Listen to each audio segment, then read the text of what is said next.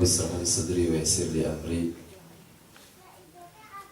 wahlul 'uqdatam min lisani yafqahu qawli bi jahi sayyidina wa nabiyina Muhammad sallallahu alaihi wasallam. Assalamualaikum warahmatullahi wabarakatuh.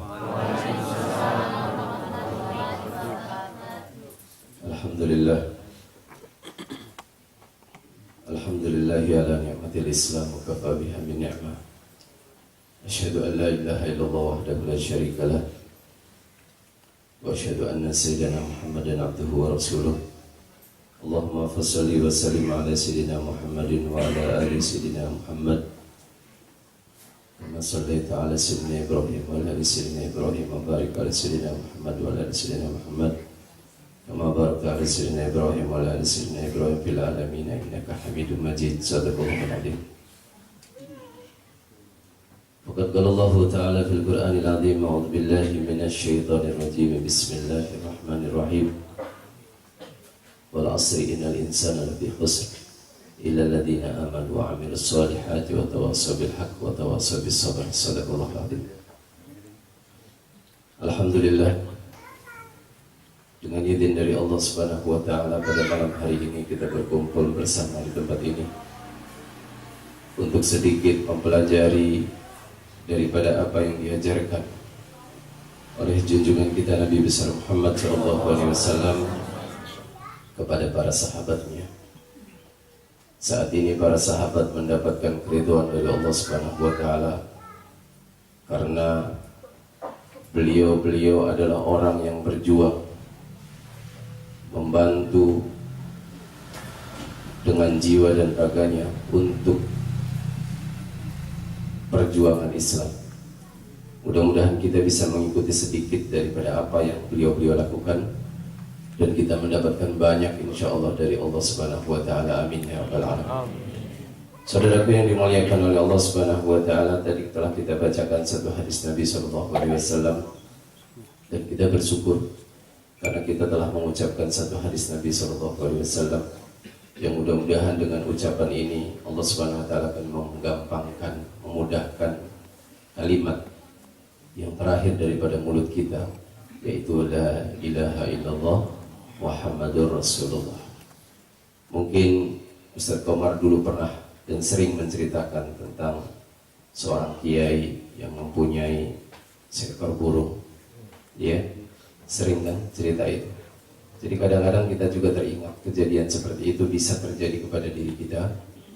Orang mungkin bisa mengucapkan la ilaha illallah di masa hidupnya, tapi di saat akhir-akhir umurnya dia tidak bisa mengucapkan kalimat tauhid la ilaha illallah Muhammad Rasulullah.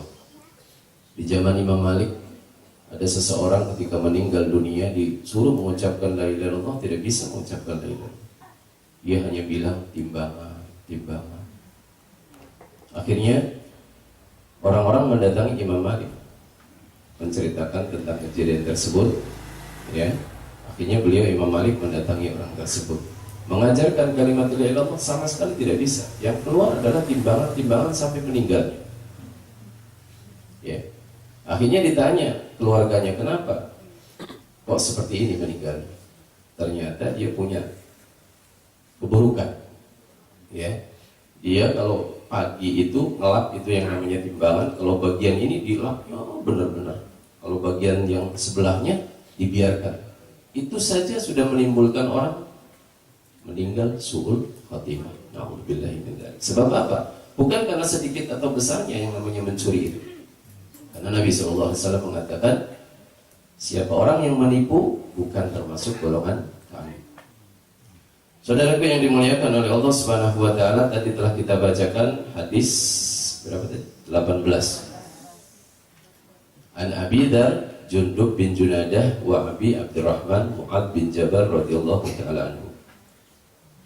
Kita kenal dulu siapa Sayyiduna Abi Dzar Jundub bin Junadah ini. Beliau adalah seseorang dari Ghifar, satu daerah transit Makkah menuju Syam. Itu namanya daerah Ghifar di sini. Ketika beliau mendengar ada nabi baru, beliau pengen mengenal itu yang namanya Nabi Muhammad SAW. Akhirnya beliau mengirim adiknya namanya Anisa. Beliau mengirim Anis untuk mencari berita. Akhirnya berangkat ke kota Mekah. Setelah pulang kembali diceritakan bahwa benar adanya bahwa ada orang yang mengaku nabi namanya Muhammad, membawa akhlak yang mulia dan sebagainya. Beliau tertarik, belum kenal Nabi Muhammad tapi sudah cinta di dalam hati. Akhirnya beliau berangkat menuju ke kota Mekah. Ketika di kota Mekah beliau tidak membawa apa-apa, hanya membawa sedikit makanan dan juga minuman sampai di masjid, artinya di Ka'bah. Dia tinggal beberapa lama di sana. Di dalam riwayat itu sampai 30 hari tinggal dan tidak makan sama sekali kecuali minum zam-zam. Ya, minum zam-zam saja. Tapi di dalam riwayat itu sampai gemuk beliau. Padahal cuma minum air zam-zam doang. Allahumma shalli ala Muhammad wa ala ali sayyidina Muhammad. Ketika 1 hari 2 hari tinggal di sana ketemu Sayyidina Ali. Sayyidina Ali mengajak beliau untuk ke rumahnya, tapi tidak ada pembicaraan karena takut. Ya, takut apa? Takut seandainya dia bertanya salah orang, bisa jadi dibunuh. Karena dia orang jauh. Beberapa hari, 3 hari, baru setelah 3 hari Sayyidina Ali menanyakan, apa tujuan kamu datang ke tempat ini? Saya pengen ketemu Rasulullah. Kebetulan karena bertemunya dengan Sayyidina Ali karramallahu wajhahu diajak ketemu Rasulullah. Lalu terucap kalimat yang pertama kali diucapkan, Assalamu alayka ya Rasulullah. Jadi kalimat Assalamu alayka ya Rasulullah itu pertama kalinya diucapkan oleh Sayyiduna Abu Dzar Jundub bin Junadah. Jadi kalau kita mengucapkan Assalamu alayka ya Rasulullah, yang paling banyak dapat pahala ya beliau itu.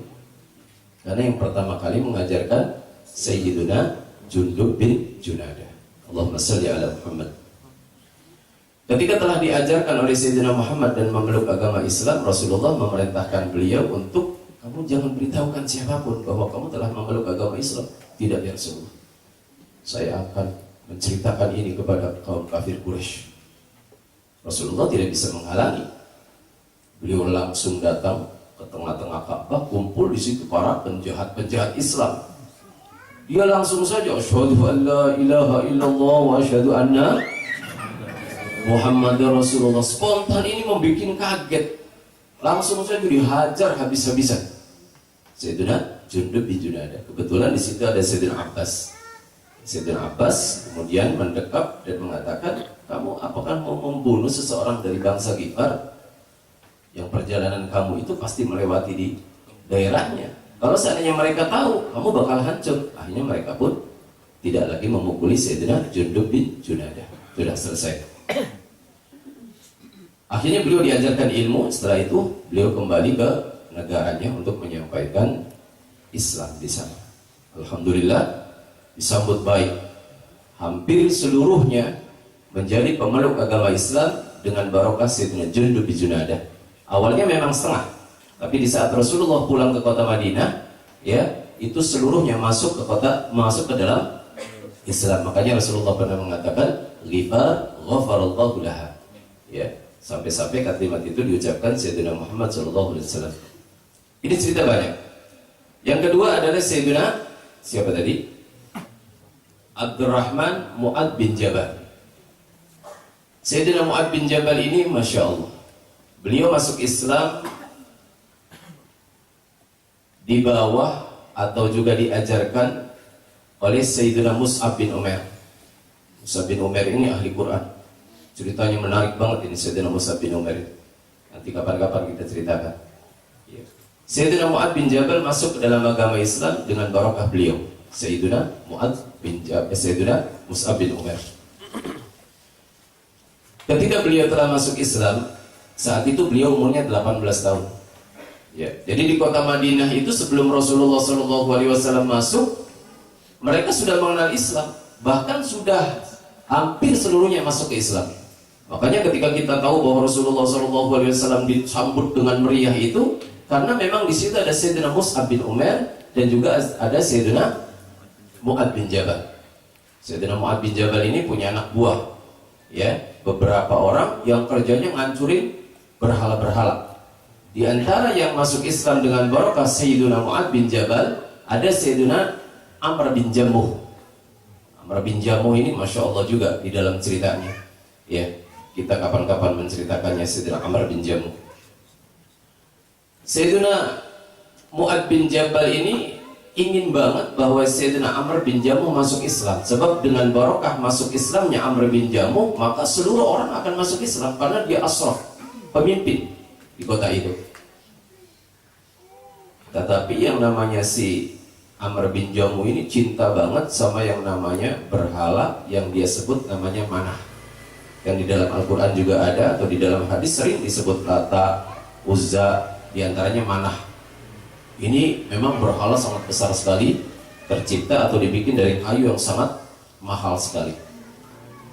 Di waktu malam, Sayyidina Mu'ad bin Jabal dengan anaknya Amr bin Jamuh yang sudah masuk ke dalam agama Islam ini mengambil itu yang namanya berhala, kemudian dicemplungin ke got. Ya, malam itu. Begitu pagi-pagi kan dia mau ibadah di pagi-pagi, Amr bin Jamuh sholat subuh di situ. Ya, begitu dia begini loh, kok nggak ada? Ya, kaget ini.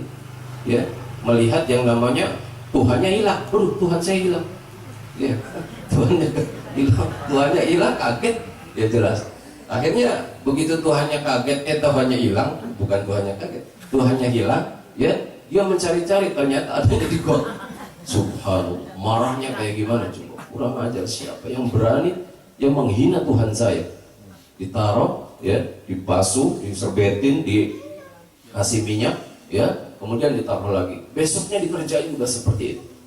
Ya, sama Sayyidina Mu'ad bin Jabal dilemparkan lagi ke got sampai berulang kali, sampai akhirnya dia kesel si Amr bin Jamuh yang ambil satu pedangnya ditaruh di si manah itu, si berhala tadi. Ente tolak sendiri deh, kalau memang ada yang macam-macam sama ente, saya kasih pedang.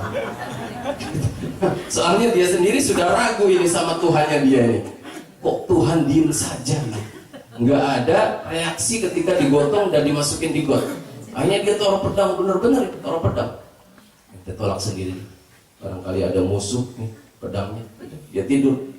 Begitu sudah tidur, Sayyidina Mu'ad bin Jabal dengan beberapa anaknya sendiri, ya, langsung menggotok. Dan kebetulan ada anjing yang sudah mati saat itu. Langsung diiketin bareng, coplungin di gotnya itu berdempetan dengan si anjing. Begitu melihat barulah dia sadar, sampai dia mengucapkan kata-kata yang mungkin saya agak lupa, ya. Kalau seandainya, pokoknya bahasanya gini, bahasa Indonesia, kalau seandainya kamu itu Tuhan, ya, tidak akan mungkin kamu dan juga anjing itu berdempetan seperti ini di selokan. Akhirnya dia sadar, barulah dia masuk ke dalam agama Islam bi barakati Sayyidina Mu'ad bin Jabal.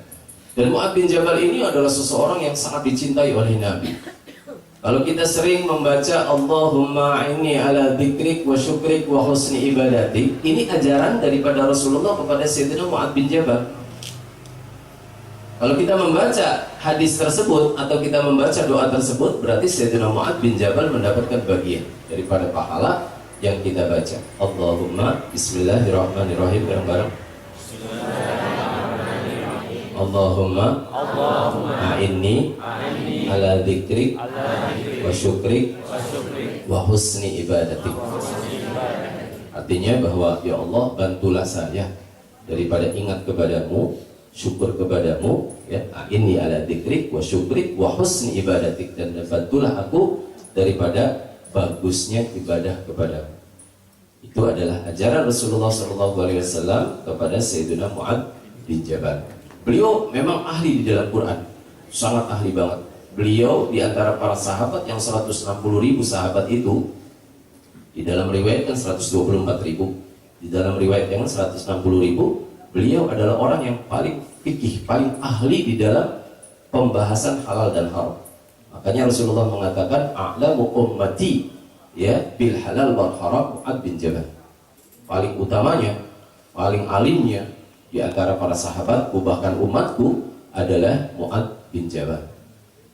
Di saat Yaman sudah menjadi pemeluk agama Islam, hampir keseluruhannya mereka menginginkan ada di antara sahabat-sahabat Nabi yang dikirim ke sana. Makanya Nabi SAW mengirim di antaranya Sayyidina Mu'adz bin Jabal.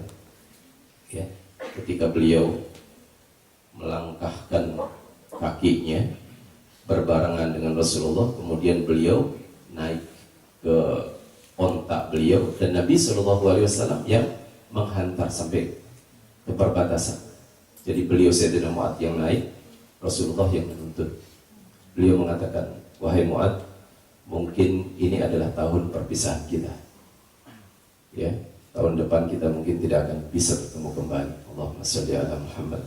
Jadi kesedihan Sayyidina Mu'adz berpisah dengan Rasulullah itu ditambah lagi dengan kesedihan kata-kata Rasulullah yang mengatakan bahwa mungkin ini adalah akhir pertemuan kita.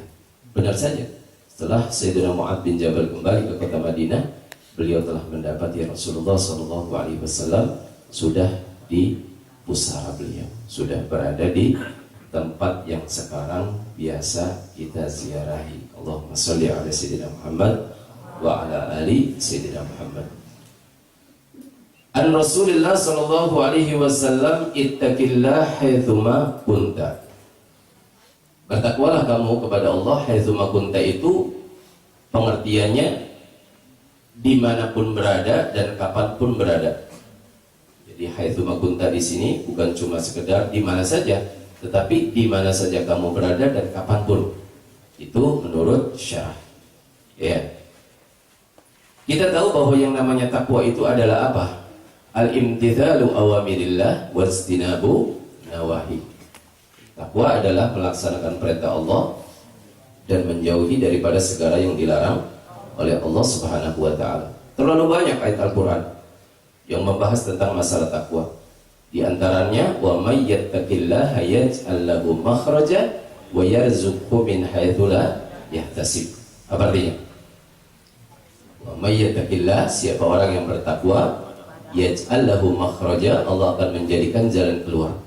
Wa yarzuqhu min haitsu la yahtasib, Allah Subhanahu wa taala akan memberikan rezeki yang tidak disangka-sangka. Ini turun kepada seorang sahabat namanya Auf bin Malik.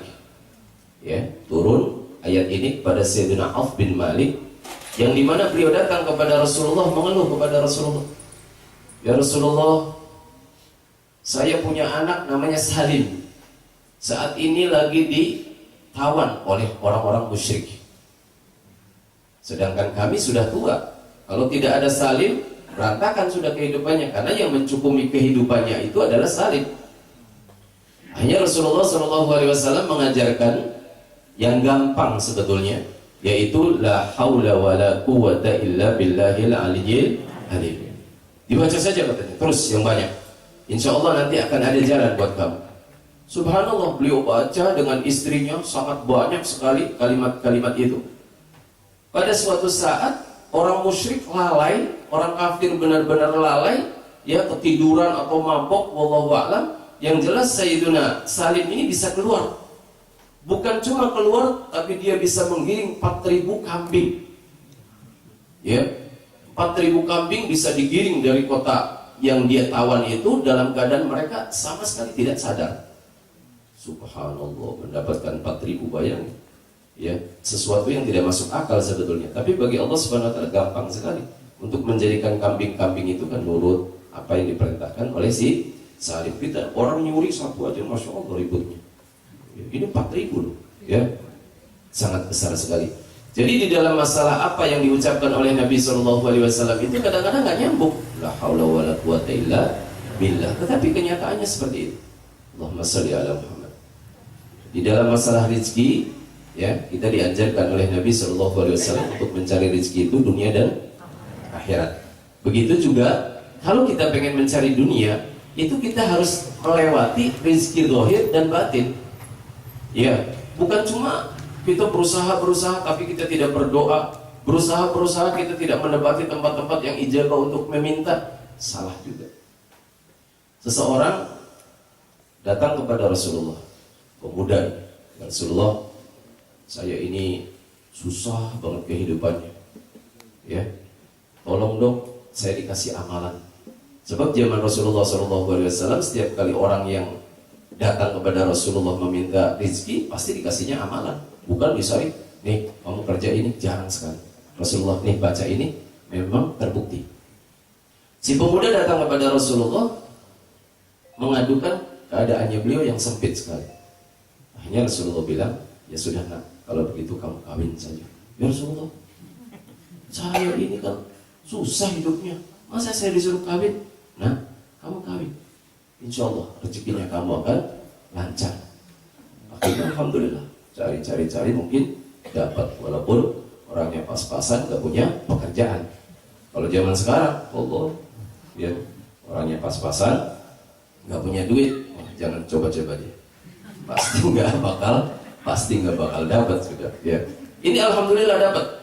Ya, di zamannya Rasulullah kan nggak melihat yang demikian, apalagi yang Nabi SAW menyuruh untuk kawin. Ini berarti orang baik, karena Rasulullah menyuruh dia kawin dia. Beberapa hari atau beberapa minggu atau beberapa bulan datang lagi kepada Rasulullah. Rasulullah, saya tambah sumpah sekarang. Saya dapat istri ini, bukannya rezekinya saya lancar, tapi masya Allah tambah berat. Ya sudah, kalau begitu kamu kawin lagi. Benar ibu. Iya. Kalau begitu kamu kawin lagi. Ya Rasulullah, saya istri saja sudah bismillah kawin lagi. Ya Allah, akhirnya nyari lagi sudah.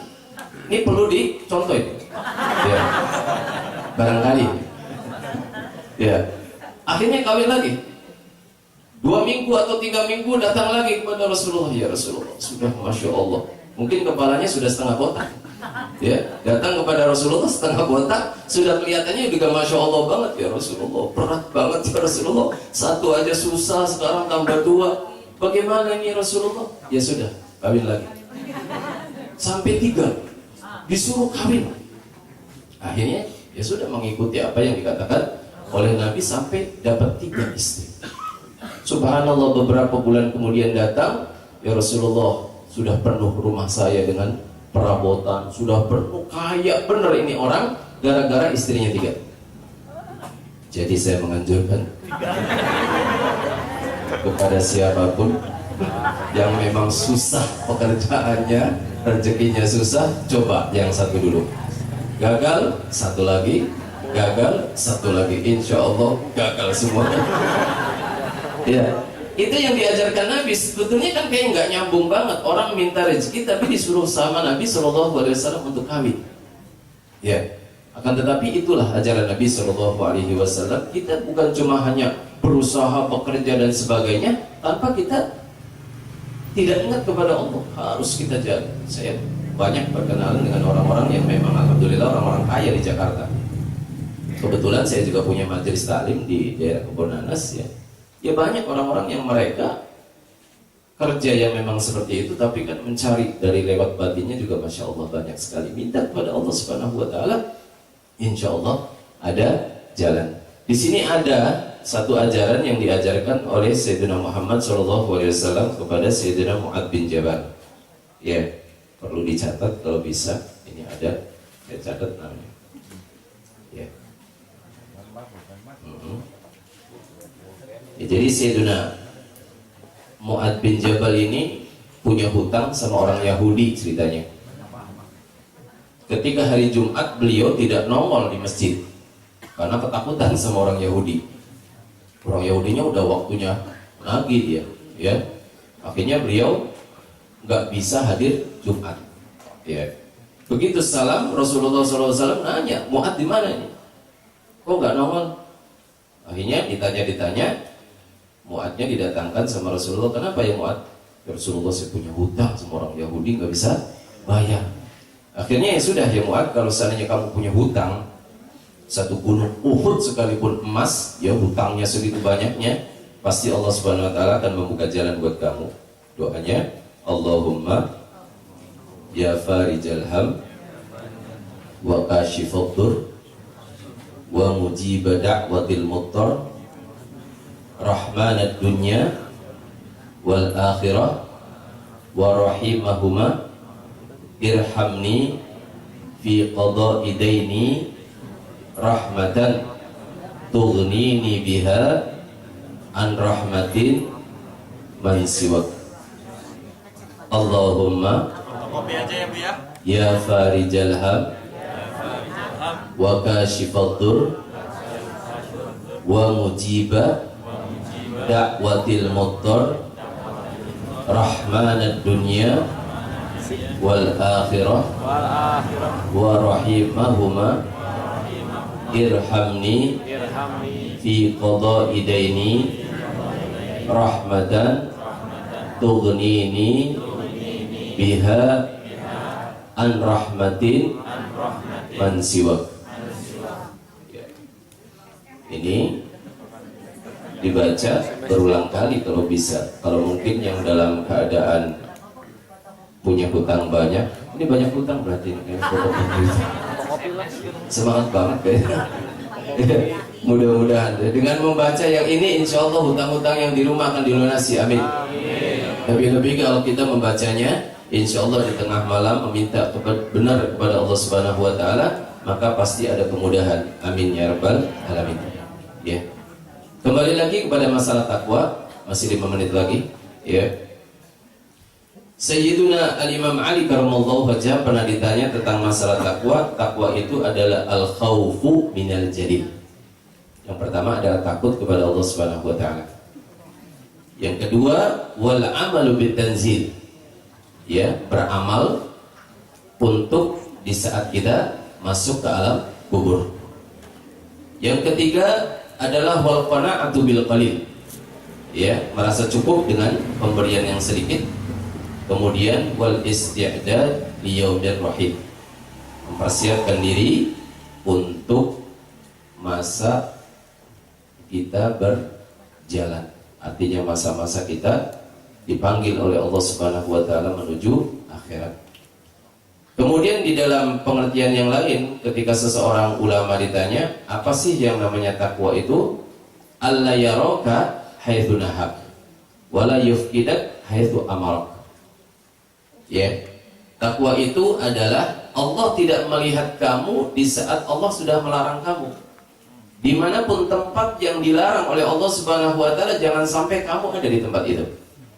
Ya. Kemudian wala yufqidak haitsu amara.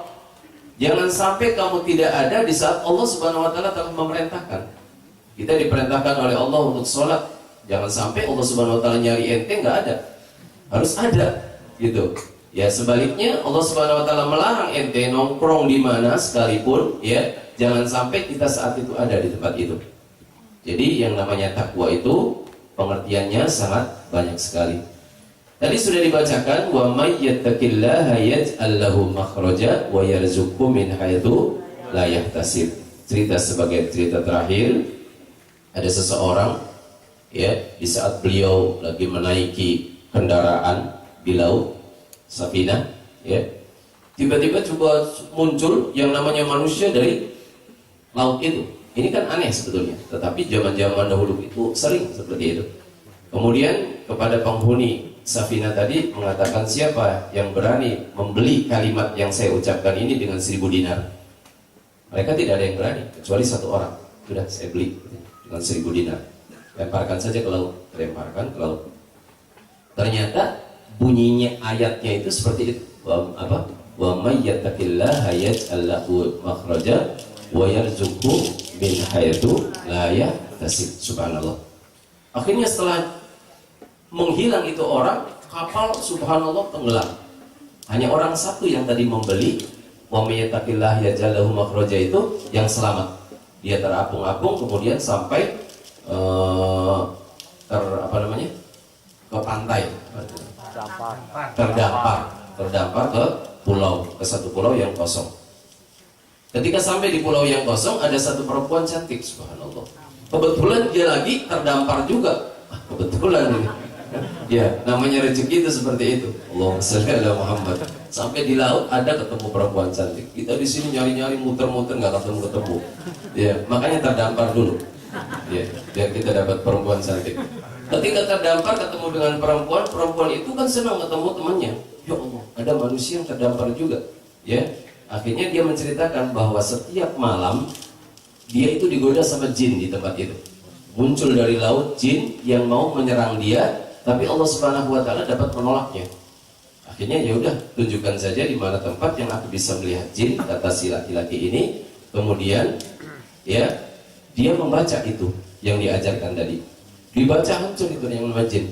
Jadi kalau seandainya di rumahnya ada jin, baca saja, insya Allah juga akan hancur itu yang namanya jin. Kemudian setelah dibaca hancur itu yang jin, ya sudah.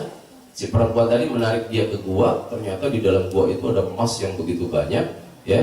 Kemudian dibagi emas itu, baru setelah selesai datang itu yang namanya kapal yang mau berlayar, ya, dipanggil, kemudian mereka bisa mengikuti kapal tersebut. Allahumma sholli ala sayyidina Muhammad wa ala ali sayyidina Muhammad. Jadi kita berharap dengan apa yang kita dapatkan di tempat ini, ya, mudah-mudahan Allah Subhanahu wa taala mempermudah segala urusan kita semua. Ustaz Komar insyaallah mau melaksanakan umroh, segala apa yang dilakukannya insyaallah dimudahkan oleh Allah Subhanahu wa taala. Dan kita-kita yang hadir insyaallah pada suatu saat bisa mengikuti beliau untuk berangkat menuju umroh. Jangan lupa ketika kita umroh diusahakan untuk ziarah ke makam suci Nabi Sallallahu Alaihi Wasallam. Jangan dengerin omongan orang-orang yang tidak boleh berziarah dan sebagainya. Perlu dicatat, ada satu cerita yang saya dengar daripada guru saya Al-Habib Umar bin Hafid. Mungkin pernah kenal namanya Habib Umar bin Hafid, ya. Beliau menceritakan ada seorang di kota Madinah meninggal dunia, ya. Sudah diceritakan ya, sebagian, tapi sebagian belum tahu. Ketika meninggal dunia ini yang kubur banyak banget karena dia orang baik. Ketika dihadap ke arah kiblat, dia tidak mau membelakangi kiblat terus seperti itu. Akhirnya kata ulama saja, ulama di sana sudah kuburin saja. Begitu selesai ditanya keluarganya, ya, apa yang dilakukan oleh suaminya. Ternyata selama 40 tahun tidak pernah meninggalkan sholat berjamaah di Masjid Nabawi. 40 tahun loh ini. 40 tahun tidak pernah meninggalkan sholat di Masjid Nabawi. Padahal perbedaannya kan sampai 1000 daripada masjid biasa.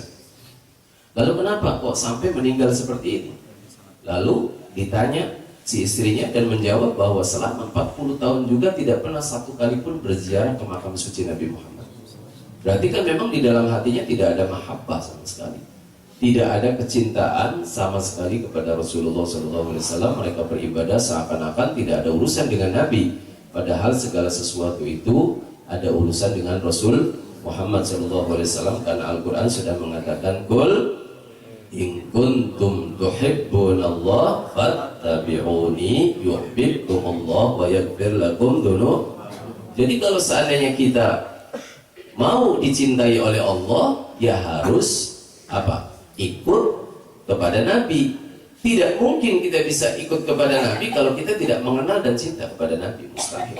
Para sahabat bagaimana sih cintanya kepada Nabi? Ya, karena beliau cinta, apa yang diikuti, apa yang diperintahkan oleh Nabi, beliau laksanakan. Jadi alamat daripada mahabbah itu sendiri adalah ittiba.